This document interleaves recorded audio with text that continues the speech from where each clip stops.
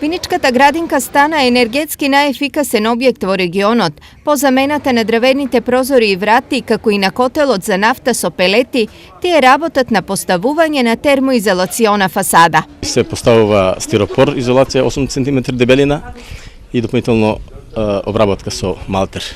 Очекуваме и така доста намалената потрошувачка на пелети уште повеќе да зголеме, со што ќе се создадат уште подобри услови за престој на децата во овој објект. Ова е трет проект чија цел е намалување на трошоците и зачувување на животната средина. Зошто толку многу инвестиции за релативно краток период?